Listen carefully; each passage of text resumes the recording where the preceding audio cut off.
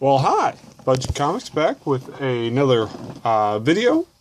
Just a stack of books that's worth getting. We're going to start with our tale of two books here, story of two books. And again, these are comics you can get fairly cheap, under a couple of bucks a piece. But I wanted to start out with Wolverine 60 and Ghost Rider 2. And this Wolverine is the first appearance of John Rath. Ghost Rider 2 is the first appearance of Blackout. And these are two characters that had prominent roles in recent movies. And these books never amounted to anything. So I like speculating, I like going through what might be in movies and stuff. But just remember, if the movie's not good or well received or the actors don't do well with the characters, it doesn't really come to much. So just keep that in mind. Starting out, we have Uncanny X-Men 305. This is the first appearance of the Phalanx. Techno-organic zombie-like virus that turns people into mechanical zombies, basically. It's a villain that's been used a lot in a lot of different books. Was in the Annihilation Conquest series. Throughout the X-Men, helped do the whole Generation Next storyline. So just cool to get. Next we have the Incredible Hulk 212. This is the first appearance of Constrictor. A sea-level villain is kind of fun. He's got these adamantium coils that constrict. He is who he says he is. He was in the Avengers Initiative and was in the Thing series and other things. A sea-level character, but just neat if you're collecting first appearances. And also, talking about movies, in the new Ant-Man movie, everyone's going crazy for Crossfire in Yellow Jacket, which it might be true.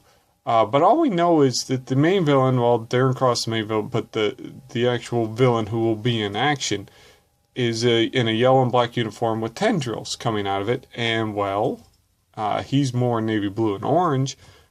But, the Constrictor has been one of these characters that just kind of keeps popping up in some of the other outlets with figures and different things. So a nice book to have as part of your collection anyway, if you like collecting first appearances. But maybe, just maybe. Next we have Flash Secret File of Origin number 3. This is the first appearance of Hunter Zolomon. And as people are collecting key back issues of Flash with TV series coming out, Reverse Flash will play a role in that. There's actually 2 Reverse Flashes, and one was just simply named Zoom, and that was Hunter Zolomon. He was a friend of the Flash who had a limp and ended up getting paralyzed. Used the cosmic treadmill to turn back time and not be paralyzed, and then wound up becoming Zoom. So who knows which incarnation is going to appear, whether it's the Thawne Reverse Flash or this one. But this is Jeff John Scott Collins, which did a great run on Flash, so it's fun to pick up, only a couple bucks. And these are really cool, too. They got some neat backstories and DC Who's pages, which I love, and we'll get to another book like this in a minute. Next is Superman Adventures number 1. This is the first appearance of Mercy Graves, who has been confirmed to appear in the Superman Batman movie, and unlike live Wire and Harley Quinn, she's actually going to appear in a movie. Again, she's the chauffeur for Lex Luthor, and I've been big on her Detective Comics appearance, which is first appearance in DC Continuity, but this is her first appearance, so make sure you get that one. Next, again, I said we were going to have Secret Files and Origin, Batman No Man's Land number 1. This is a overlooked Harley Quinn appearance, and she doesn't really appear in the story, but it's her first DC Who's page. So you get a written biography of Harley Quinn, which is kind of neat for you Harley Quinn fans. That I don't think this exists. This is only a couple months after her first DC Universe appearance. I don't think it existed till now, and it's just kind of a neat little thing to have if you're a Harley Quinn completist, and it's only a couple of dollars. Speaking about being completist, this is 118, Birds of Prey. This is a live wire appearance. She only appears in the first couple pages of the book. It's part of the Dark Side Club. This is during the Final Crisis storyline, where she battles a team member of Birds of Prey called Misfit.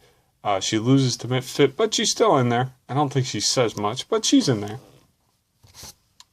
Next we have Uncanny X-Men 392, and right behind it we have Alpha Flight 9. These are Sunfire appearances. This is the first appearance of Sunfire, who is Sunfire's cousin, I think. She's basically a female Sunfire, wears his old costume. Actually, cool looking character. But she does die in our universe and then is plucked from another universe in this issue. So, I don't know with these things. You know, a couple dollars for both if you're into collecting for the upcoming movie, and the trailer does look kind of fun. So, it might be one of those movies that really does hit and stick. So, if you're into collecting movie books, these are two you might want to invest in, and you can probably still find them fairly cheap. Last book we have today is the Untold Tales of Spider-Man #1.